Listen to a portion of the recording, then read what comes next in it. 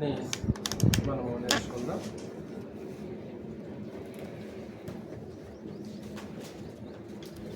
ఇర్మియా గ్రంథము 8వ అధ్యాయం నుంచి మరొక చిన్న సందేశాన్ని మనం ఆలోచించాం.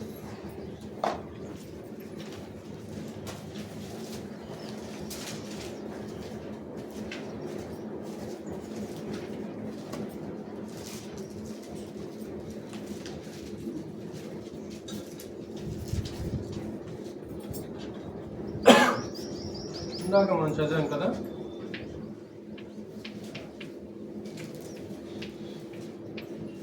సంకుబుడి కొంగ అయినను తన కాలము ఎరుగును.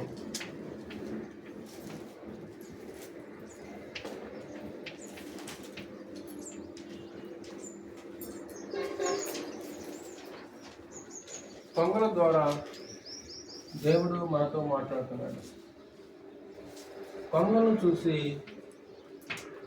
దేవుడు పాఠం నేర్చుకోమన్నట్లు మనం చూడవచ్చు. ఇశ్రాయేలు ప్రజలు అవిధేయులైనప్పుడు దేవుడు ఈ మాట మాట్లాడినట్లు ఇందాక మనం చదివాం. అంటే వాటిని చూసి ఏం నేర్చుకోవాలంటే కాలము నెరగాలి.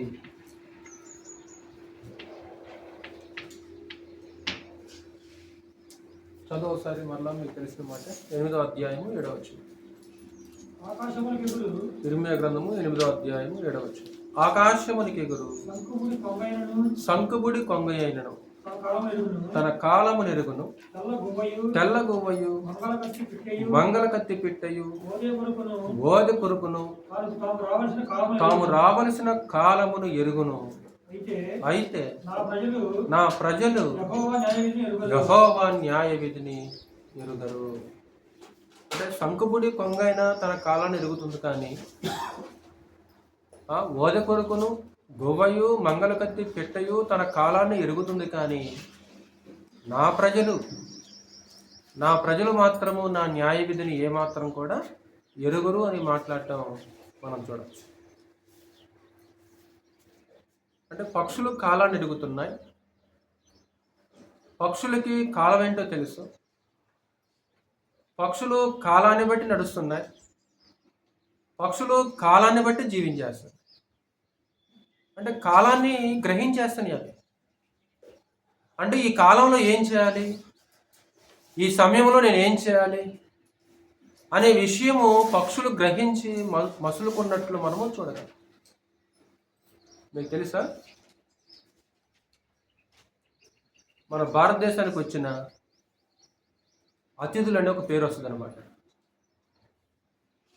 ప్రతి వింటర్ సీజన్లో న్యూస్ పేపర్లో మెయిన్ ఎడిషన్లో మనకేం కనిపిస్తుంది అంటే, వింటర్ సీజన్లో మన భారతదేశానికి వచ్చిన కొత్త అతిథులు. ఇంతకీ ఎవరు మన భారతదేశానికి వచ్చిన కొత్త అతిథులు అని మనం కింద చదివామనుకో, అదిగో ఆ పులికాట్ సరస్సు దగ్గర ఒక పెద్ద పెద్ద కొంగలు మనకి కనిపిస్తుంటాయి. ఆ సరస్సు వేస్తుంటాడు, సరస్సు బొమ్మ వేసి ఆ సరస్సు దగ్గర ఏమేస్తుంటాడు, ఇదిగో కొంగలు వేసేసి. అంటే ఆ కొంగల్ని చూసి ఆ యొక్క జర్నలిస్ట్ ఏమంటున్నాడంటే, ఇదిగో మన దేశానికి వచ్చిన అతిథులు. ఎందుకు ఈ కొంగలు మన భారతదేశానికి ఎక్కడి నుంచి వచ్చినవి? యూరప్ ఖండంలో సైబీరియా దేశం నుంచి మన భారతదేశానికి వచ్చింది. సుమారు కొన్ని వందల మైళ్ళు, అవి 1-2 కిలోమీటర్లు కాదు, సుమారు కొన్ని వందల మైళ్ళు ప్రయాణం చేసుకుంటూ ఎక్కడికి వచ్చినావు అవి? మన భారతదేశంలో నెల్లూరులో పులికాట్ సరస్సుకు వచ్చేసింది అనమాట. అంటే సైబీరియా ప్రాంతంలో విపరీతమైన చలి ఉంటుంది, విపరీతమైన మంచు కురుస్తుంటుంది. ఆహారం దొరకటం అనేది అక్కడ కష్టం. అంటే కొంతకాలం మనుగడ సాధించడానికి, కొంతకాలం ఆహారం కోసం బ్రతకడానికి అవి ఏం చేస్తాయి అంటే మన భారతదేశానికి వచ్చేసింది. ప్రతి సంవత్సరం వస్తాయి అవి, ప్రతి సంవత్సరం అన్నమాట. అంటే సంకుబుడి కొంగ అయినను తన కాలమును ఎరుగును. అంటే ఇదిగో ఈ కాలంలో ఈ సైబీరియాలో మనకు ఆహారం దొరకదు. విశేషంగా అక్కడ గుడ్లు కూడా పెట్టలేవు. ఇక్కడికే వచ్చేస్తాయి. సుమారు ఒక 2-3 నెలలు ఇక్కడ నివాసం చేస్తాయి. ఇక్కడ నివాసం చేస్తే అవి ఏం చేస్తాయంటే ఇక్కడే జీవించి, ఇక్కడే గుడ్లు పెట్టి, ఇక్కడే పొదిగి పిల్లలను చేసుకొని తిరిగి మరలా ఏం చేస్తాయి తెలుసా? అవి ఎక్కడి నుంచి వచ్చినవో తిరిగి మరలా అక్కడికి వెళ్ళిపోతాయి. ఈరోజు మనం ప్రయాణం చేయాలంటే మనకు జీపీఎస్ కావాలి, జీపీఎస్ సిస్టమ్ కావాలి ఈరోజు మనుషులకి, లేదా రాడార్ వ్యవస్థ కావాలి.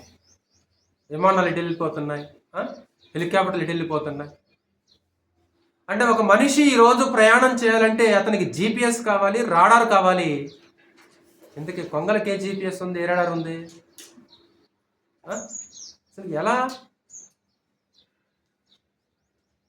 మనం కనుక ఒకవేళ తెలియని దారిలో వెళ్ళాలంటే ఎంతమంది అడుగుతాం మనం? ఏదన్నా ఒక నగరం పోవాలంటే, ఏదన్నా ఒక ఊరు పోవాలంటే ఎంతమంది అడుక్కుంటూ వెళ్ళిపోతుంటాం? అంటే ఈరోజు జీపీఎస్ వచ్చేసింది కాబట్టి ఎవరు అడగాల్సిన అవసరం లేదు. 1 కిలోమీటర్ దూరం ఉండకుండా ఏం చేస్తుంది? మనకు సిగ్నల్ ఇచ్చేస్తాడు, ఇదిగో నువ్వు లెఫ్ట్లో వెళ్ళాలి, రైట్లో వెళ్ళాలి. పక్షులకి ఏమన్నది ఉందా? అద్భుతంగా ఏమాత్రం కూడా గురి తప్పకుండా సముద్రాలు, మహాసముద్రాలు దాటుకుంటూ ఇదిగో ప్రత్యేకంగా ఎక్కడ ఆ సరస్సు దగ్గరికి వచ్చేస్తాయి అన్నమాట. అంటే పక్షులు కాలాన్ని ఎరిగి నడుస్తున్నాయి, కాలాన్ని ఎరిగి జీవించేస్తాయి. గతంలో చెప్పిన స్టార్టింగ్లో కూడా ఒక పాట, ఆశ్చర్యకరంగా చీమలకు కూడా కాలం తెలుసు కదా, చీమలకు కూడా కాలము తెలుసు. చదువుదాం అయినా మాట, సామెతల గ్రంథము 6వ అధ్యాయం.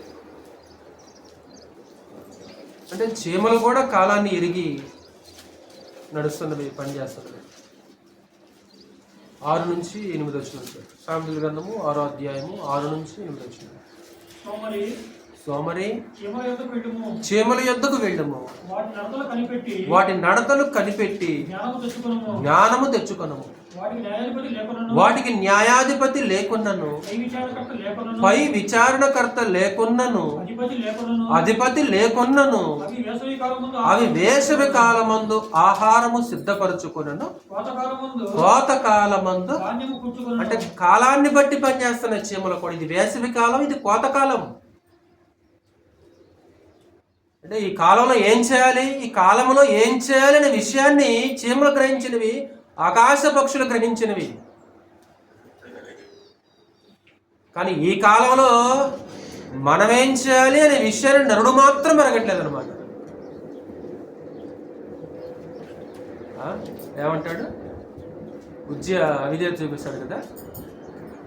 ఉజ్జయ అవిధేయత చూపించినప్పుడు పరమదేవుడు భూమి ఆకాశాలని సాక్షులుగా పిలిచి మాట్లాడతాడు. మనుషులతో మాట్లాడట్లా. పరమదేవుడు ఎవరితో మాట్లాడుతున్నాడంటే భూమితో మాట్లాడుతున్నాడు, ఆకాశంతో మాట్లాడుతున్నాడు. ఎందుకంటే ఒకరోజు నిబంధనకు సాక్షులు ఎవరన్నమాట? అదే, ఆకాశమా ఆలకించుము, భూమి చెవియొగ్గుము, నేను పిల్లల్ని పెంచి పెద్దవారిగా చేశాను. ఎద్దు తన కామందు నెరుగును, గాడిద తన సొంత వాని దొడ్డి తెలుసుకును. నా ప్రజలకు మాత్రము లేదు, మైండ్ లేదు, వాళ్ళకి తెలివి లేదు. ఎద్దు తన కామందు నెరుగును, గాడిద తన సొంత వారి దొడ్డి తెలుసుకును, సంకుబుడి కొంగ తన కాలము నెరుగును, గువ్వయు మంగళకత్తి పెట్టయు ఓద కొరుకును. అంటే ఇవన్నీ కూడా వాటికి అద్భుతంగా పనిచేస్తున్నవి. కానీ నా ప్రజలకు మాత్రము తెలివి. ఒకసారి దేవుని పిల్లలకు ప్రవర్తించం మనం. నా ప్రజలు తెలివి లేదు, ఎరగట్లా, అవివేకులైపోయారు, అజ్ఞానులైపోయారు వీళ్ళు. కాలాన్ని ఎరగాలి, కాలమును ఎరగాల్సిన అవసరం ఉందని పౌలు కూడా విషయాన్ని మాట్లాడుతున్నాడు. రోమిలికి రాసిన పత్రిక 13వ అధ్యాయం. రోమిలికి రాసిన పత్రిక 13వ అధ్యాయంలో కాలము నెరిగి 13-11 చదువు. రోమపత్రిక 13వ అధ్యాయం 11. మరియు అది ఈరోజు క్రొత్త నిబంధనలో ఉన్న క్రొత్త నిబంధన సంబంధం తీసిన సందేశం ఏంటంటే, ఒకసారి నువ్వు కాలాన్ని ఎరగాలి. ఎరిగి ఏం చేయాలంట? నిద్ర మేలుకొను వేళ అయినదని తెలుసుకొని అలాగు చేయుడి. చదువు కంటిన్యూ.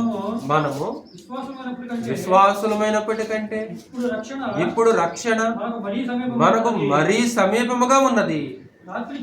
రాత్రి చాలా గడిచి పగలు సమీపముగా ఉన్నది గనుక మనము కాలాన్ని ఎరిగిన వ్యక్తి ఏం చేస్తాడు? అంధకార క్రియలను విసర్జించి ఆ తర్వాత తేజ సంబంధమైన యుద్ధోపకరణములు ధరించుకుందాము. అల్లరితో కూడిన ఆటపాటలైనను మత్తైనను లేకయు కామ విలాసములైనను పోకిరి చేష్టలైనను లేకయు కలహమైనను మత్సరమైనను లేకయు పగటి యందు నడుచుకున్నట్టు మర్యాదగా నడుచుకుందాము. కాలము నెరిగి. కాలం చాలా విలువైనది అంటాడు కదా. సహజంగా ఏం చేస్తాడంటే టైమ్ ఈజ్ మనీ అంటాడు. కాలాన్ని మనుషులు ఏం చేస్తారంటే డబ్బుతోటి బంగారంతో పోలుస్తుంటారు. Time is money, time is gold అంటారు. అంటే దాని అర్థం ఏంటంటే ఒకవేళ నేను కాలాన్ని పోగొట్టుకున్న, డబ్బును పోగొట్టుకుంటే, నష్టపరుచుకుంటే డబ్బైనా సంపాదించుకొచ్చేమో కానీ బంగారం సంపాదించుకొచ్చేమో కానీ కాలాన్ని మాత్రము తిరిగి నువ్వు దాన్ని సంపాదించలేవు, తిరిగి తీసుకొని రాలేవు. ఒక 15 సంవత్సరాల వయసు కావాలంటే వచ్చేస్తాయి ఈరోజు మనకి, అది రాదు, తిరిగి అసాధ్యం, అది కుదరదు అది. కాబట్టి పోగొట్టుకున్న కాలాన్ని, సమయాన్ని ఏం చేయలేమంటే దాన్ని తిరిగి తీసుకొని రాలేము. కాబట్టి దాన్ని ఎరిగి ఏం చేయాలంటే ఆ సమయంలో కాలంలో ప్రవర్తించాల్సిన అవసరం ఉంటుంది. సహోదరులారా, పరమదేవుడు ఈరోజు మనకి కాలాన్ని అనుగ్రహించేస్తున్నాడు. ఈ కాలంలో, ఈ సమయంలో మనం ఏం చేస్తున్నాం? ఒక రోజులో దేవుడు మనకు కాలాన్ని ఇస్తే ఒక రోజు కాలాన్ని నిత్యజీవం కోసం ఎంత ఖర్చు చేస్తున్నాం? దాన్ని నిత్యజీవం కొరకు ఒక రోజులో దేవుడు ఇచ్చిన కాలాన్ని ఎంత మనం ఖర్చు చేస్తాం? కాలాన్ని ఎలా మనం దుర్వినియోగం చేస్తున్నాం? ఎలా వ్యర్థం చేస్తున్నాం మనం కాలాన్ని? పరమదేవుడు 40 సంవత్సరాలు ఇశ్రాయేలు ప్రజలకు అరణ్యంలో కాలాన్ని ఇచ్చేస్తే వాళ్ళు ఆ కాలాన్ని ఎలా గడిపారు? హెబ్రీయులకు రాసిన పత్రిక 3వ అధ్యాయం. హెబ్రీయులకు రాసిన పత్రిక 3వ అధ్యాయంలో 40 సంవత్సరాల యొక్క కాలాన్ని వాళ్ళు ఎలా ఉపయోగించారు ఇశ్రాయేలీయులు? 40వ అధ్యాయము, క్షమించండి, 3వ అధ్యాయము 9వ వచనం. ఫిబ్రవరికి 3వ అధ్యాయం 9వ వచనం. 40 సంవత్సరములు నా కార్యములను చూచి మీ పితరులు నన్ను పరీక్షించి శోధించిరి. 40 సంవత్సరాలు ఏం చేశారంటే ఇశ్రాయేలు ప్రజలు?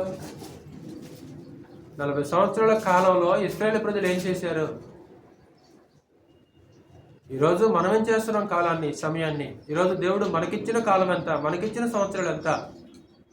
ఈ కాలంలో, ఈ సంవత్సరంలో మనం ఏం చేశాం?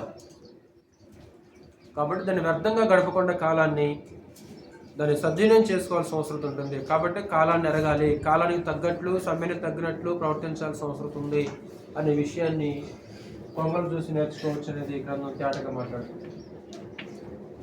2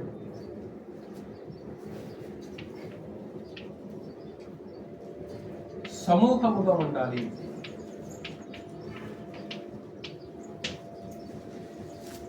కొంగలు ఒంటరిగా ఉంటాయా, గుంపుగా సమూహంగా ఉంటాయా? కొంగలు ఒంటరిగా ఉంటాయా, గుంపుగా సమూహంగా ఉంటాయా? అది ఒంటరిగా ఉండే పక్షులు కదా. అది ఒంటరిగా దేనికి అది ఉండే అవకాశము లేదు. ఆహారం దగ్గర గుంపుగా కనబడతాయి, నివసించే దగ్గర కూడా చెట్టు మీద ఎలా కనబడతాయి అన్నమాట? గుంపుగా కనిపిస్తుంది. అంటే సమూహంగా కొంగలు ఉంటాయి. కొంగలు సమూహంగా ఆహారానికి వెళ్తాయి, సమూహంగా ఏం చేస్తాయి అంటే అవి నివసిస్తాయి అన్నమాట. అంటే ఈరోజు దేవుని యొక్క ప్రజలు కూడా ఎలా ఉండాలంటే ఒంటరిగా ఉండకుండా సమూహంగా, గుంపుతో ఉండవలసిన అవసరత ఉంటుంది. మీకు తెలుసు కదా, ఇశ్రాయేలీలు ఇశ్రాయేలు యొక్క రాజ్యము విభజించబడక మునుపు ఐక్యంగా ఉన్నంత కాలం, వాళ్ళందరూ కలిసి ఉన్నంత కాలము, సమూహంగా ఉన్నంత కాలము యుద్ధాలు చాలా తక్కువ. అసలు వాళ్ళ సమూహాన్ని చూసేసి, వాళ్ళ సమూహంగా ఉండడం చూసి మోయాబు బాలాక్ ఏమైపోయాడు? భయపడిపోయాడు. ఎద్దు బీటి పచ్చికి నాకివేయనట్లు ఈ సమూహము నా ఎదురుండదు. కాబట్టి దయచేసి నా నిమిత్తము నువ్వు వచ్చి ఏం చేయాలంటే జనులు శపించమని బిలాముకు వర్తమానం పంపించేస్తాడు. అంటే వాళ్ళు కలిసి ఉన్నంత కాలం ఎలాగుందంటే, కలిసి ఉన్నంత కాలం ఏమో యుద్ధాలు చాలా తక్కువగా ఉన్నట్లు మనం చూడగలము. అసలు సొలొమోను కాలంలో అసలు యుద్ధాలే, ఎవరు అంజూరపు చెట్టు కింద వాళ్ళు ఏం చేస్తారంట, నిశ్చింతగా జీవితాన్ని కొనసాగించారు. ఎప్పుడైతే రాజ్యం విభాగించబడిందో వెలుపుల నుంచి కాదు యుద్ధాలు, వారి మధ్యలో యుద్ధాలు చేసినప్పుడు కదా. 10 గోత్రాలు 2 గోత్రాలు వాళ్ళు ఇద్దరు కలిసి యుద్ధాలు చేసుకోవడం ప్రారంభించేశారు. అంటే కలిసి ఉన్నంత కాలమేమో, సమూహంగా ఉన్నంత కాలమేమో శత్రువులు వీళ్ళ మీదకి యుద్ధానికి రాలేదు. ఎప్పుడైతే రాజ్యం విభాగించబడిందో ఏమైపోయిందమ్మా, యుద్ధాలు ఎక్కువైపోయినవి, ఇంకా ఎక్కువగా నష్టం వాటిల్లింది. 10 గోత్రాలేమో అశూరు చెరకు వెళ్ళిపోయినవి, 2 గోత్రాలేమో బబులోను చెరకు వెళ్ళిపోయినవి. అంటే కుటుంబాలు కూడా కలిసి ఉన్నంత కాలమేమో ఒక మాట అనుకోరు. ఎప్పుడైతే అన్నదమ్ముల మధ్య చిన్న సమస్య వచ్చేసి విడిపోతారో, వాళ్ళ మీద వీళ్ళు చెప్పుకుంటారు, వీళ్ళ మీద వాళ్ళు చెప్పుకుంటారు. కలిసినంత కాలం ఒక మాట అనుకోరు. ఎప్పుడైతే బయటికి వెళ్ళిపోతారో, అన్నదమ్ములు విడిపోతారో, ఇక ఏం జరుగుతుందో తెలిసి ఇక్కడ, అది ఆ కుటుంబం మీద వీళ్ళు, ఈ కుటుంబం మీద వాళ్ళు. అంటే సమూహంగా ఉండటం అనేది ఎంత బలమైనది అనే విషయాన్ని ఇక్కడ జ్ఞాపకం చేస్తుండే. ఇక్కడ సమూహం గతంలో కూడా మీకు చెప్పారు. శత్రువుకి ఏది సులువు అంటే, ఒంటరిగా ఉండటమే శత్రువుకి చాలా సులువైన పని. సమూహంగా గుంపులో ఉంటే శత్రువుకి చాలా కష్టం. అది దేవుని యొక్క మందిరానికి వెళ్ళేటప్పుడు కూడా ఒక సమూహంగా ఉండాలని మాట్లాడుతుంటారు. కీర్తన గ్రంథము 55వ కీర్తన 55వ కీర్తన, సమూహముగా దేవుని యొక్క మందిరానికి వెళ్ళామనే విషయాన్ని ఇక్కడ మాట్లాడుతున్నట్లు మనం చూడాలి. 55వ కీర్తన 14. మనము కూడి మధురమైన గోష్ఠి చేసి ఉన్నవారము, ఉత్సవమునకు వెళ్ళు సమూహముతో దేవుని మందిరమునకు పోయి ఉన్నవారము. అంటే దేవుని మందిరానికి పోయే సమూహంలో కనపడాలి. దేవుని యొక్క మందిరానికి వెళ్ళే సమూహంలో కనపడాలి. దేవుని సమూహంలో కనపడాలి. నీ సీటు ఖాళీగా కనిపించకూడదు. ఒకసారి ప్రబోధన ఏం జరుగుతుందంటే సీటు ఖాళీగా కనిపిస్తుంది. అంటే ప్రబోధన రోజు దేవుని యొక్క మందిరంలో నీ సీటు ఖాళీగా కనపడకూడదు, సమూహంలో కనపడాలి. కాబట్టి సమూహంతో ఏం చేసాం మనము, సమూహముతోటి మనం దేవుని యొక్క మందిరానికి వెళ్ళాం. కాబట్టి ఆ కొంగలు ఒంటరిగా ఉండవు. వాస్తవానికి అవి ఎలాగుంటాయంటే సమూహంగా, గుంపుగా కలిసి ఉంటాయి అన్నమాట. గుంపుగా కలిసి ఉంటాయి. ఈరోజు అలాగున దేవుని యొక్క ప్రజలు ఏం చేయాలంటే అలాగ కలిసి ఉండవలసిన అవసరం ఉంటుంది, సమూహంగా ఉండవలసిన అవసరం ఉంటుంది. అలాగే 3వది,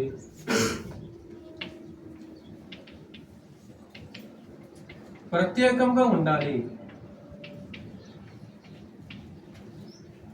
ప్రత్యేకంగా ఉండాలి. కొంగలు కొంగ జాతితోనే కలిసి ఉంటాయా, వేరే పక్షి జాతితో కలిసి ఉంటాయా? కొంగలు తమ జాతి పక్షులతోటే కలిసి ఉంటాయా, వేరే జాతి పక్షులతో కలిసి ఉంటాయా? ఇప్పుడు ఏ పక్షి కూడా ఇతర జాతి పక్షులతో కలిసి నివసిస్తాయా? నివసించవు. అలా నివసించవు అన్నమాట. అంటే తమ జాతితోటి అవి మాత్రం ఏం చేస్తాయి, తమ జాతితో అవి మాత్రమే కలిసి ఉంటాయి అన్నమాట. అవి మాత్రమే. అంటే ఒక ప్రత్యేకంగా ఉండాలి. అంటే దేని జత దగ్గర అదే ఉంటుంది అన్నమాట. యెషయా గ్రంథం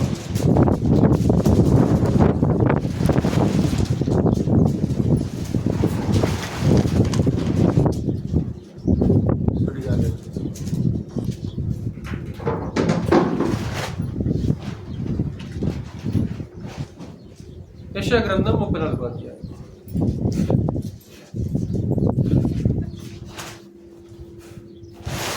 యెషయా గ్రంథం 34వ అధ్యాయంలో దేని జతపక్షి దాని దగ్గరే ఉంటుందని మాట్లాడుతుంది. దేని జతపక్షి దాని దగ్గరే ఉంటుంది. 34వ అధ్యాయం 16వ వచనం చదువు. యెషయా గ్రంథం 34వ అధ్యాయం 16. యెహోవా గ్రంథమును పరిశీలించి చదువుకునుడి. ఆ జంతువులలో ఏదీ లేక ఉండదు. దేని జతపక్షి దాని యొద్ద ఉండక మానదు. దేని జతపక్షి దాని యొద్ద ఉండక మానదు. అంటే ఏ జాతితోటి అదే కలిసి ఉంటుంది, అలాగే దేని జతతోటి అదే కలిసి ఉంటుంది అనమాట. ఈరోజు దేవునిక ప్రజలకు జతకాలు కూడా ఎవరై ఉండాలి? మీకు తెలిసిన మాట కదా. ఎద్దుని గాడిదని ఏం చేద్దాం అంటాడు? ఎద్దుని గాడిదని జత చేసి పొలం దున్నకూడదు అంటాడు. జాతులు వేరు కాబట్టి ఏం చేయకూడదు అంటే రెండింటిని జత చేయకూడదు అంటాడు. వెలుగు చీకటి కూడా ఏం చేయకూడదు అంటాడు? వెలుగు జాతి వేరు, చీకటి జాతి వేరు. వెలుగు చీకటి రెండు కూడా ఏం చేయకూడదంట? వెలుగుకు చీకటితో ఏం పోతా అంటాడు. వాస్తవానికి మీకు తెలిసినట్లు ఆదిలోని దేవుడు ఏం చేశాడు? వెలుగును చీకటిని వేరుపరిచినట్లు మీకు తెలుసు. అంటే రెండు కలిసి ఉండలేము. ఏ పక్షి కూడా దాని జతపక్షి దాని దగ్గరే ఉంటుంది తప్ప మరొక జాతితోటి కలిసి ఉండే అవకాశము లేదు. ఈరోజు మనం కూడా ప్రత్యేకంగా ఉండాలి. మన నిబంధన సంబంధులు దేవునికి ప్రజలం కాబట్టి అన్యులతో సహవాసం చేయటం కానీ, దుష్ట సాంగత్యం చేయటం కానీ, వారి క్రియలు నేర్చుకోవటం కానీ, అంటే వారి యొక్క అలవాట్లు నేర్చుకోవటం కానీ, వారి ఆచార వ్యవహారాలు నేర్చుకోవటం కానీ ఏమాత్రం కూడా జరగకూడదు. అంటే ప్రత్యేకంగా ఉండాలి అనే పాఠాన్ని మనము ఈ పక్షులను చూసి నేర్చుకోవచ్చు. అలాగే 4 పరదేశులు యాత్రికులు అనే ఒక పాఠాన్ని కూడా ఈ పక్షులు నేర్పుతున్నట్లు మనము చూడగలం. పరదేశులు యాత్రికులు అనే ఒక పాఠాన్ని కూడా ఈ పక్షులు నేర్పుతున్నారు. అవును కదా. వాస్తవానికి అవి మన దేశంలో పుట్టినవి కాదు, మన దేశంలో జన్మించినవి కాదు. ఎక్కడి నుంచి వచ్చినవి అవి? సైబీరియా నుంచి, యూరోప్ నుంచి మన దేశానికి వచ్చినవి. అంటే తిరిగి ఇక్కడే టెస్ట్ వేసుకొని కూర్చుంటాయా? తిరిగి మరలా వెళ్ళిపోతాయి. అవి తిరిగి మరలా వెళ్ళిపోతాయి. ఎక్కడ నుంచి వచ్చినవో కొంతకాలం ఉన్న తర్వాత అవి ఏం చేస్తాయి అంటే ఆ పక్షులు కొంగలు తిరిగి మరలా అక్కడికి వెళ్ళిపోతాయి. అంటే మనకు ఏం నేర్పుతున్నవి? అండ్ ఈరోజు మనం కూడా ఏమైనా ఉన్న సంగతి మీకు తెలుసు కదా. ఈరోజు మనం కూడా ఈ భూమి మీద ఏమై ఉన్నామంటే మనం కూడా పరదేశులము యాత్రికులమై ఉన్నామనేది గ్రంథ సందేశం. ఇప్పుడు కొంగలైతేనేమో సైబీరియా దేశం నుంచి వచ్చినవి, మరి మనం ఎక్కడి నుంచి వచ్చాం?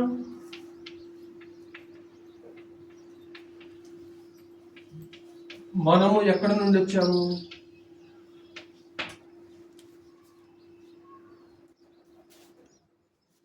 ఎక్కడి నుంచి వచ్చినవి? మన భారతదేశానికి అతిథులు ఎక్కడి నుంచి వచ్చినవి అంటే సైబీరియా నుంచి. మరి మనిషి ఎక్కడి నుంచి వచ్చాడు? నరుడు భూమి మీదకి. మనం ఎక్కడి నుంచి వచ్చాము? ఎక్కడి నుంచి వచ్చాము? ఎందుకు వచ్చేసాము? తిరిగి మరలా ఎక్కడికి వెళ్ళాలి? అవి ఎక్కడి నుంచి వచ్చినవి? సైబీరియా నుంచి. ఎందుకు వచ్చినవి? ఆహారం కోసం, నివాసం కోసం. తిరిగి మరలా ఎక్కడికి వెళ్ళిపోతాయి? ఎక్కడి నుంచి వచ్చినవో అక్కడికి వెళ్ళిపోతాయి. ఇప్పుడు మనం ఎక్కడి నుంచి వచ్చాము? ఎందుకు ఇక్కడ ఉన్నాం మనం? ఏంటి మనకి ఈ భూమి మీద మన కర్తవ్యం ఏంటి? అసలుకి మనం ఎందుకున్నాం ఈ భూమి మీద? మనం ఎందుకు నివాసం చేస్తున్నాం? మనం 3 తిరిగి మనం మరలా ఎక్కడికి వెళ్ళిపోవాలి? ఆ స్పృహ ఉందా ఈరోజు మనలో? క్రైస్తవులుగా ఈరోజు ఆ విషయంలో ఎంత స్పృహ కలిగి ఉన్నాము? లేదా ఎక్కడి నుంచి వచ్చామో, వచ్చిన ఉద్దేశం ఏంటో, ఎక్కడికి వెళ్ళాలో మర్చిపోతున్నామా? అవును, మర్చిపోతున్నాం. ఒకసారి మర్చిపోయి ప్రవర్తిస్తుంటాం అనమాట. హెబ్రీ పత్రికలో ఒక మాట ఉంటాడు. హెబ్రీ రాసిన పత్రిక 11. ఎక్కడి నుంచి వచ్చాము? వారు ఏ దేశము నుండి వచ్చారో అనే మాటని ఇక్కడ జ్ఞాపకం చేస్తున్నట్లు మనం చూడాలి. చదువుతాం. 11వ అధ్యాయము 13 నుంచి 15 వచ్చినారు. ఫిబ్రవరికి 11వ అధ్యాయము 13, 15. వీరందరూ వాగ్దానముల ఫలము అనుభవింపకపోయినను దూరము నుండి చూచి వందనము చేసి తాము భూమి మీద పరదేశులమును యాత్రికులమున ఉన్నామని ఒప్పుకొని విశ్వాసము గలవారై మృతి నొందిరి. ఇలాగు చెప్పువారు స్వదేశం, స్వదేశం ఏంటంటే వాళ్ళ స్వదేశం స్వదేశమును వెతుకుచున్నామని విశదపరుచున్నారు కారా? స్వదేశమును వెతుకుచున్నామని అంటే ఇక్కడ ఉండి దేనికోసం వెతుకుతున్నారు వాళ్ళు? అంతేనా? ఇక్కడ ఉండి దేనికోసం వాళ్ళు వెతుకుతున్నారు అంటే ఇది స్వదేశం కాదు, ఇది సొంతత కాదు, స్వదేశం ఒకటి ఉంది అంటే స్వదేశం వెళ్ళాలి అనే ఒక ఆలోచనతో వాళ్ళు ఉన్నారు. అంటే ఇది స్వదేశం కాదు మామయ్య గారు, మన స్వదేశం ఇది కాదు, మన సొంత దేశం ఇది కాదు, మనం ఎక్కడి నుంచి వచ్చామో అది మాత్రమే మన స్వదేశం అయిపోద్ది.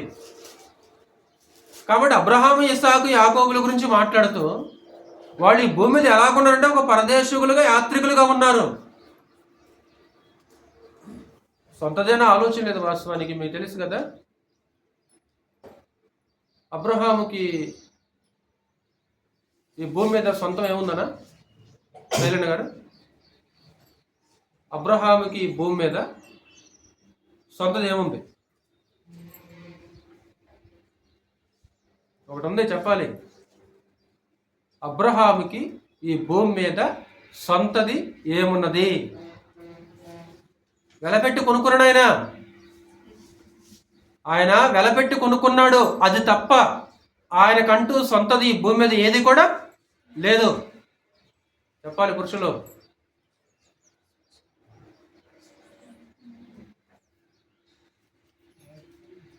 వాస్తవానికి గుడారంలో నివసించేవాడు. వెండి బంగారములు గల విశేషమైన ఆస్తి కలిగి అనేక మంది పనివారు ఉన్నారు.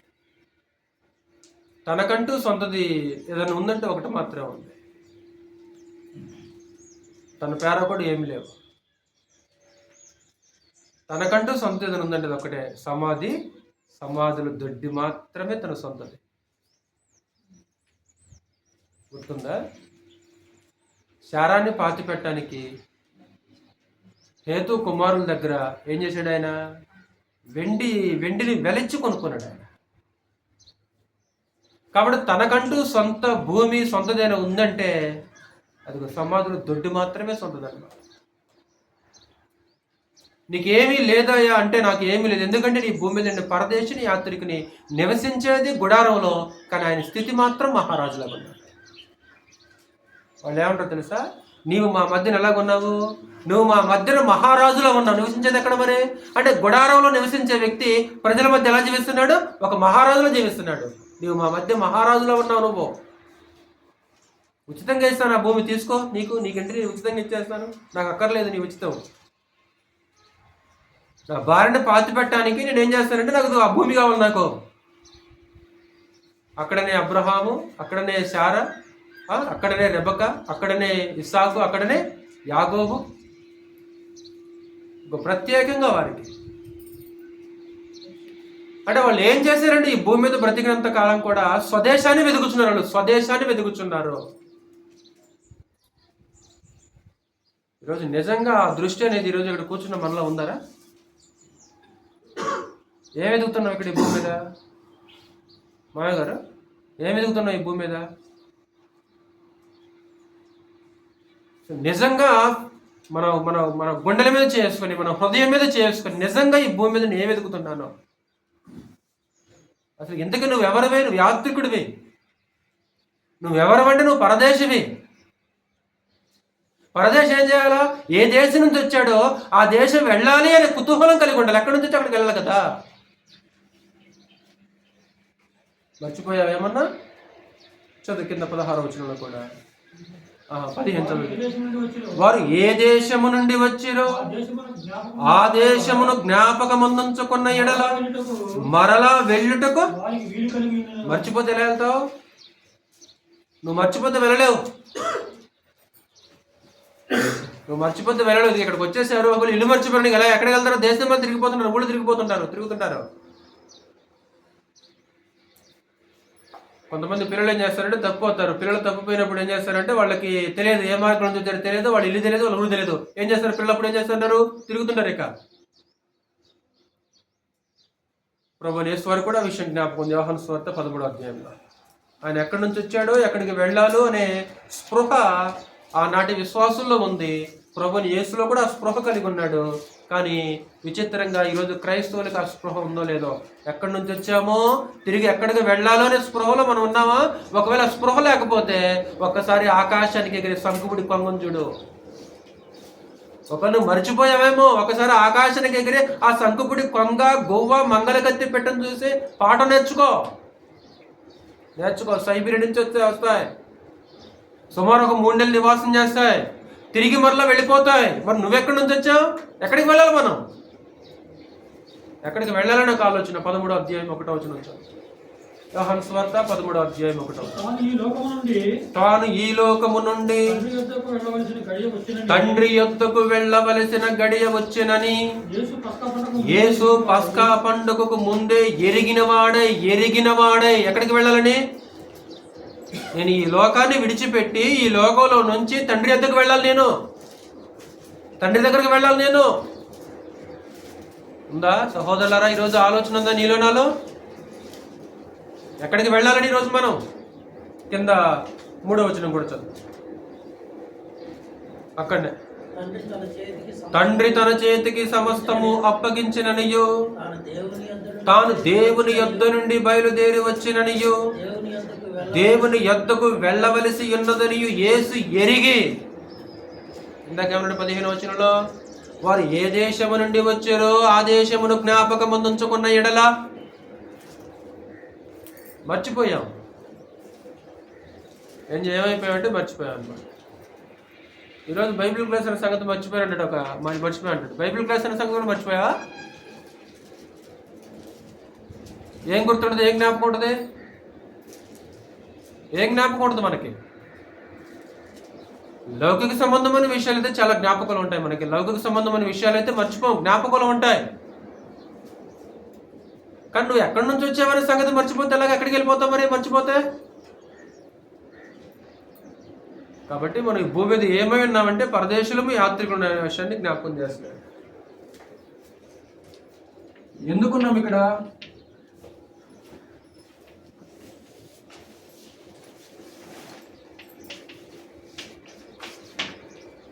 ఎందుకున్నాం ఇక్కడ? సైబీరియా నుంచి కొంగలు మన దేశానికి ఎందుకు వచ్చినవి? ఆహారం కోసం. అక్కడ చలికి వింటర్ కదా, మంచు వర్షం కురుస్తుంది. మంచు ఎలా పడుతుంది అంటే వర్షం కురిసినట్టు, మనకు వర్షం ఎలా ఎందుకు కురుస్తుందో మంచు ఎలా కురుస్తుంది అనమాట. నివసించడానికి బహు కష్టంగా ఉంటుంది. ఆహారం కూడా దొరికే అవకాశం కూడా లేదు.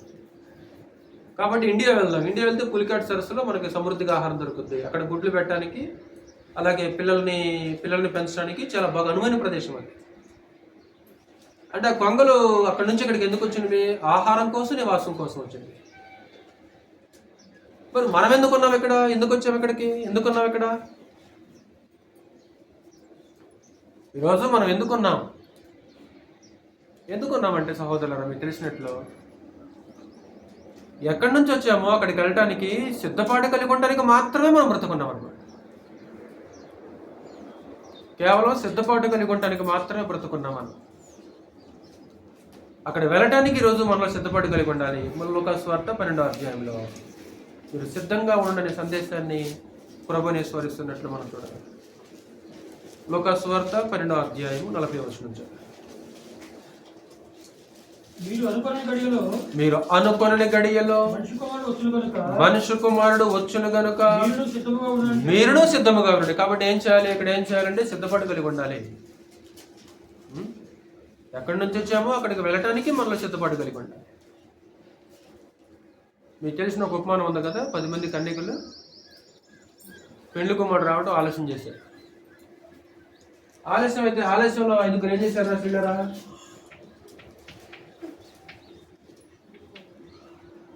ఆలస్యంలో వాళ్ళు చేసిన పని ఏంటి? 5గురు ఏం చేశారు? ఆలస్యం అవుతున్నప్పుడు వెనక సహోదరులు 10 మంది కన్యకులు, 5గురు బుద్ధి గలవారు, 5గురు బుద్ధి లేని వారు. పెండ్లి కుమారుడు రావడం ఆలస్యమైంది.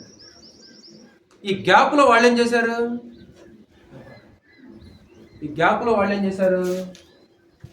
నిద్రించడం ప్రారంభించేశారు.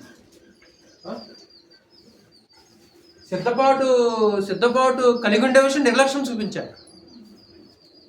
ఈరోజు ప్రభు రాకడ కూడా ఆలస్యమే. వాస్తవానికి ఆలస్యం కాదు,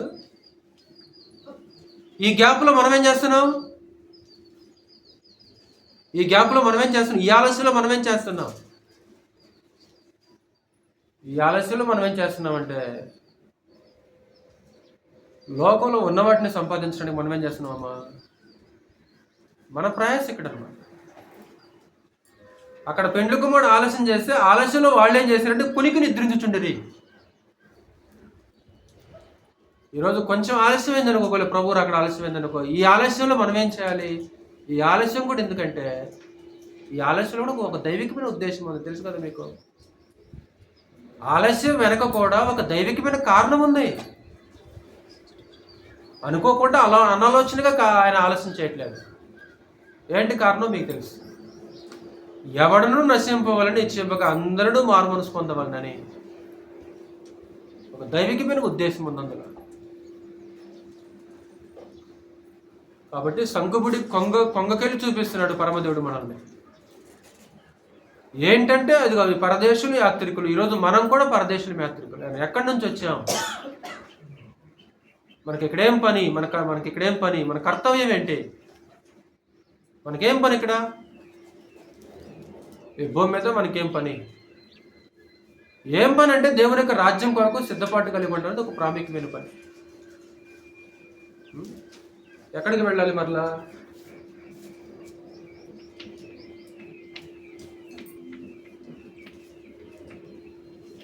ఎక్కడికి వెళ్ళాలి? ఆ సంకుబుడి కొంగలైతేనేమో ఎక్కడి నుంచి వచ్చామో తిరిగి మళ్ళీ అక్కడికి వెళ్ళిపోతాయి. ఈరోజు మనకి 2 స్థలాలు సిద్ధం చేశాడు కదా. ఎప్పుడు సిద్ధం చేశాడు? లోకం పుట్టినప్పుడే 2 స్థలాలు సిద్ధం చేశాడు. గుర్తుందా మాటలు? మత్తయి సువార్త 25వ అధ్యాయంలో 2 విషయాలు అక్కడ జ్ఞాపకం చేస్తుంది. లోకం పుట్టేది మొదలుకొని మీ కొరకు సిద్ధపరచబడిన రాజ్యమును స్వతంత్రించుకోండి. అంటే ఎక్కడికి వెళ్ళాలి? దేవుడు సిద్ధం చేసిన రాజ్యానికి వెళ్ళి 2 స్థలాలు సిద్ధం చేశాడు. 1 రాజ్యము, 2 నిత్యాత్మ. ఈ రెండింటిని సిద్ధం చేశాడమ్మా దేవుడు. సిద్ధం చేసిన వ్యక్తి ఎవరంటే దేవుడు సిద్ధం చేశాడు.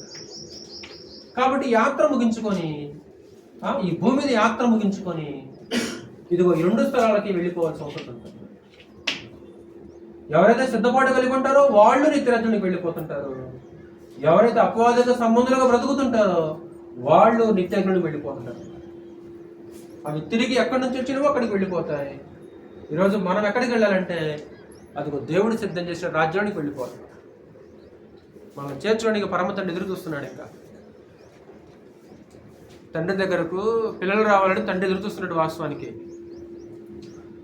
మనకు కూడా 2-3 రోజుల పిల్లలు దూరం అయిపోయారు అనుకో, ఏం చేస్తుంటారు అనమాట? ఎప్పుడు వస్తున్నాడు? తల్లిదండ్రులు ఎదురు చూస్తుంటారు. అలాగే పరలోకపు తండ్రి ఏం చేస్తాడు అంటే ఈ భూమి మీద తన పిల్లల కోసం ఎదురు చూస్తుంటాడు. ఆశ కలిగి ఉన్నాడు. కాబట్టి ఆయన దగ్గరకు వెళ్ళటానికి మనం ఏం చేయాలంటే ఒక సిద్ధపాటు అనేది కలిగి ఉండాల్సిన అవసరం ఉంది మనలో. మన పని అదే, మన కర్తవ్యం అదే. జీవితంలో ఏ బలహీనతలు ఉన్నాయో, ఎక్కడ ఏ లోపం ఉందో, ఎక్కడ ఏ పొరపాటు ఉందో, ఎక్కడ ఏ మరొక ఉందో దాన్ని కడుక్కుంటా, బలహీనతను దిద్దుకుంటూ, లోపాన్ని సరి చేసుకుంటూ దినదినం కూడా మనం నూతనపరచబడితే ఏం చేయాలంటే దేవుని యొక్క రాజ్యం కోసం సిద్ధపాటు కలిగి ఉండటానికే దేవుడు మళ్ళీ బ్రతికిస్తున్నాడు. ఈ కాలాన్ని మనం దానికి ఉపయోగించుకోవాలి. మనం చివరిగా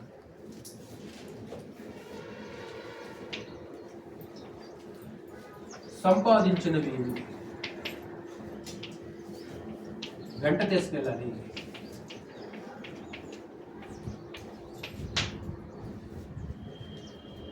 కొంగలు ఇక్కడికి వచ్చిన తర్వాత కొంతకాలం నివసించిన తర్వాత గుడ్లు పెట్టి పొదిగి పిల్లలను చేసి పిల్లలను కూడా ఏం చేస్తారనమాట? అవి తమ వెంట తీసుకుని వెళ్ళిపోతాయి. అంటే అక్కడ నుంచి వచ్చినవి ఇక్కడనే నివసించి తిని గుడ్లు పెట్టి పొదిగి ఏం చేస్తాయంటే వెళ్ళిపోతూ వెళ్ళిపోవన్నమాట. ఏం వెళ్ళిపోతాయి అనమాట? అవి వెళ్ళిపోతూ ఏం చేస్తాయంటే పిల్లలని వెంట పెట్టుకుని వెళ్ళిపోతుంటాయి. ఎంటికి వెళ్ళిపోవాలి. ఈరోజు మనం కూడా ఈ లోకాన్ని విడిచిపెట్టేటప్పుడు మన వెంట కొన్ని తీసుకుని వెళ్ళిపోవాలా? ఏంటి అవి?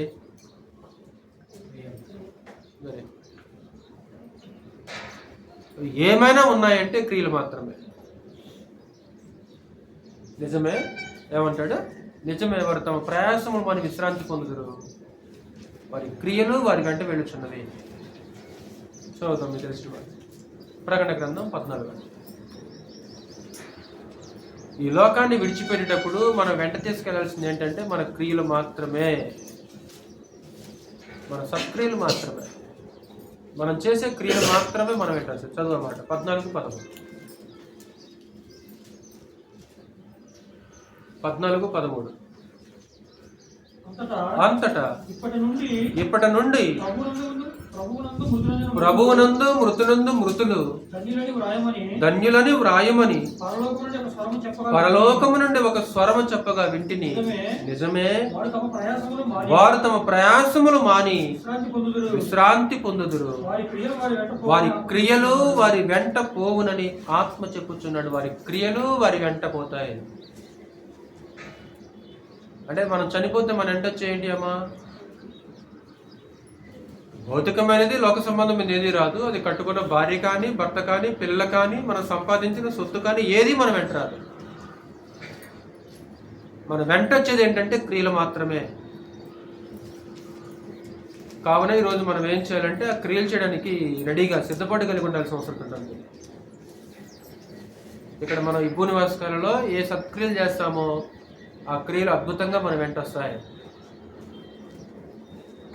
సంఘానికి అవే వస్త్రాలు అంట. ప్రకటన గ్రంథం 19. సంఘానికి అవే వస్త్రాలు. ఏంటి వస్త్రాలు అంటే క్రియలే వస్త్రాలు. భర్తను ఎదుర్కోవడానికి సంఘం వెళ్ళిపోతుంది ఒకరోజు. ఈ సంఘం ధరించుకోవడానికి ఒక అద్భుతమైన వస్త్రాలు ఇచ్చేసాడు పరమదేవుడు. ఏంటి అవి? నేను చదువుతున్నాను. 19వ అధ్యాయము 6 నుంచి 9 వచ్చిన 6 నుంచి 8 వచ్చిన. అప్పుడు గొప్ప జన సమూహపు శబ్దమును, విస్తారమైన జలముల శబ్దమును, బలమైన ఉరుముల శబ్దమును పోలిన ఒక స్వరము సర్వాధికారి ప్రభువునకు మన దేవుడు ఏలుచున్నాడు అని స్తుతించు. గొర్రెపిల్ల వివాహోత్సవ సమయం వచ్చినది. ఆయన భార్య తను తాను సిద్ధపరచుకొని ఉన్నది. గొర్రెపిల్ల వివాహోత్సవ సమయం వచ్చి ఉన్నది. ఆయన భార్య తను తాను సిద్ధపరచుకొని ఉన్నది. ఎవరైన భార్య? సంఘం. గొర్రెపిల్ల క్రీస్తు. క్రీస్తు యొక్క భార్య సంఘం. కాబట్టి సంఘం అంటే మన మనసులో ఉండాల్సిన ఒక ఆలోచన ఏంటంటే సంఘము రాజుగారి యొక్క భార్య, ముల్లోకాలను పరిపాలించే రాజుగారి భార్య. రాజును ఎలా గౌరవిస్తారో మనుషులు రాజుగారి యొక్క భార్యను కూడా అలానే గౌరవించాలి. సంఘం అంటే చులకన భావన ఉండకూడదు, చులకన చూపు చూడకూడదు సంఘం పట్ల. గనుక మనము సంతోషపడి ఉత్సాహించి ఆయనను మహింపరచదని చెప్పక వింటుంది. మరియు ఆమె ధరించుకొనుటకు, ఎవరామె? గొర్రెపిల్ల భార్య ధరించుకొనుటకు ప్రకాశములను నిర్మలములనైన సన్నపు నారబట్టలు ఆమెకి ఇవ్వబడినవి. ఏంటి అంటమా? ప్రకాశవంతమైనవి నిర్మలమైన నారబట్టలు ఇవ్వబడ్డాయి. ఎంతగా ఏంటంటే అవి పరిశుద్ధుల నీతి క్రియలు. అంతేనా? ప్రకాశమైన నిర్మలమైన నారబట్టలు ఏంటంటే పరిశుద్ధుల యొక్క నీతి క్రియలు. అంటే క్రియల చేత సంఘం ఏం చేయబడాలి? వ్యక్తి గురించి మాట్లాడలేదు ఇక్కడ, వ్యక్తి కాదు. అంటే క్రియల చేత సంఘం ఏం చేయాలంటే అలంకరించబడవలసిన అవసరం ఉంటుంది, అలంకరించుకోవాల్సిన అవసరం ఉంటుంది సంఘం. అలాంటి అలంకరణ స్థానిక సంఘానికి అవసరం. ఏ అలంకరణ లేకుండా సంఘం ఉండకూడదు. ఏంటి అలంకరణకు ఉండే వస్తువులు ఏంటంటే క్రియలే అలంకరణ. భౌతికమైన అలంకరణ గురించి మాట్లాడలేదు. మన మొదటి శతాబ్ద కాలంలో సంఘాలు చూసామనుకో, ఒక అద్భుతమైన క్రియలతో అలంకరించుకున్న సంఘాలు మనకు కనిపిస్తుంటాయి.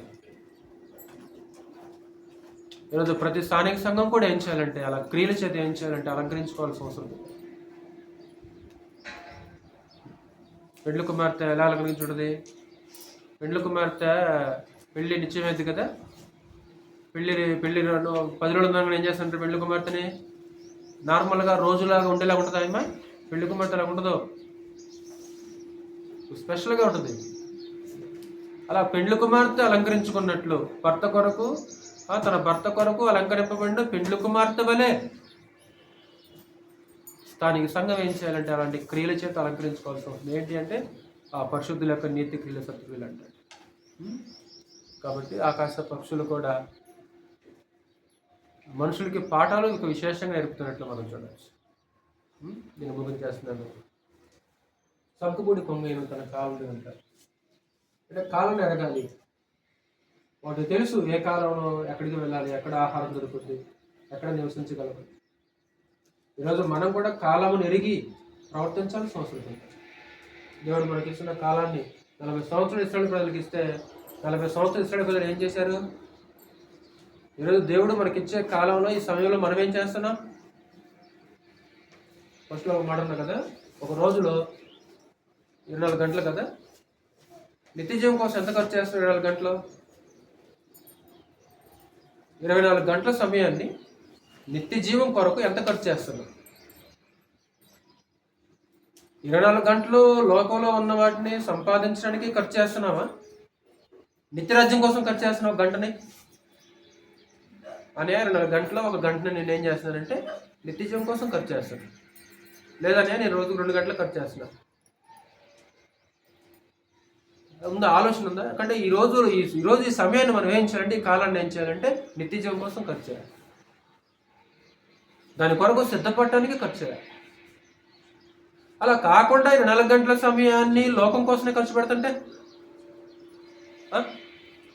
దేనికోసం మన సమయం ఖర్చు పెట్టాలి? ఈ 40 సంవత్సరాలు మీ పితరులను పరీక్షించాడు, శోధించాడు. 40 సంవత్సరాల కాలం ఇస్తే ఏం చేశారు వాళ్ళు? ఈరోజు మనం ఏం చేస్తున్నాం? కాబట్టి సంగుబుడి కొంగ కాలం దిగుతుంది, కానీ నా ప్రజలు తెలియలేకపోయారని మాట్లాడతాను. అవి ఒంటరిగా ఉండవు, సమూహంగా ఉంటాయి. అవి ఏ జత పక్షి దాని దగ్గరే ఉంటుంది, మనకు జాగ్రత్త కలవు. వేరొకటి అవి జత చేసుకో, వేరొకటి జత చేసుకో. చిలక గోరింకల్లా కలిసి ఉండాలనేది అది నోటి మాటే తప్ప నిజంగా చిలక గోరింక 2 జతగా ఉంటాయా? ఒట్టి మాట, నిజమైన మాట అది. ఇప్పుడు చిలక దేనితో జతగా ఉంటుంది? చిలకతోనే జతగా ఉంటుంది. గోరింక ఎందుకు జతగా ఉంటుంది? గోరింక దేనికి జతగా ఉంటుంది? గోరింకతోనే జతగా ఉంటుంది. చిలక గోరింకల్లా కలిసి ఎలా కలిసి ఉంటాయి? ఎక్కడ కనబడతాయి మనకి?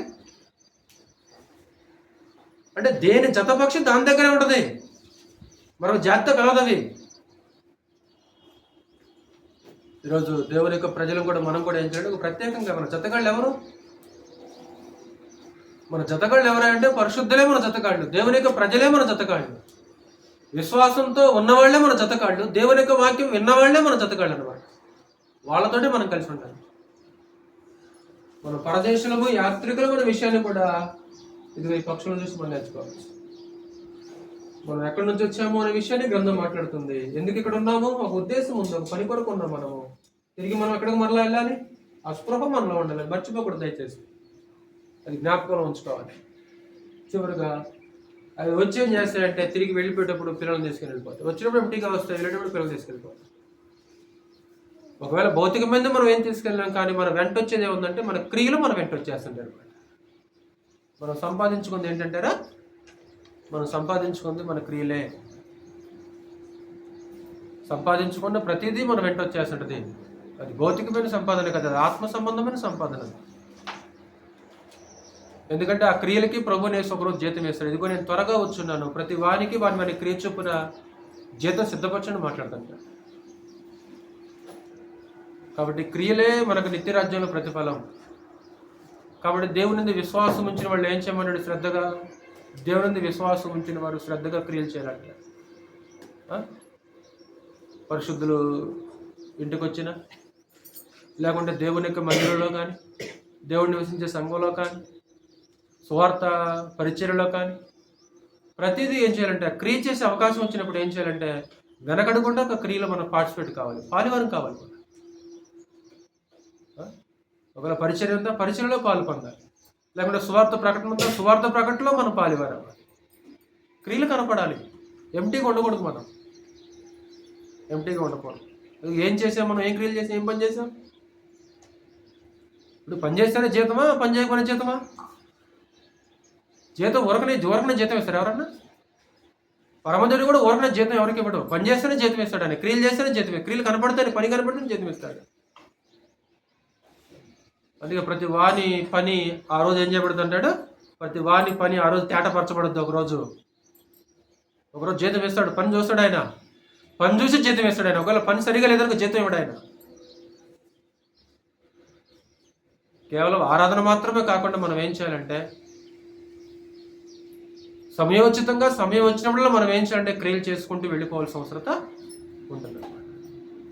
అలాగా క్రియలు చేసుకుంటూ నిత్యరాజ్యం కోసం సిద్ధపడుతూ ముందుకు వెళ్ళాల్సిందిగా ప్రేమపూర్వకంగా వేడుకుంటున్నాను. శ్రద్ధగా వాక్యాన్ని మీ అందరికీ ప్రభువుని ఇస్తున్నాను.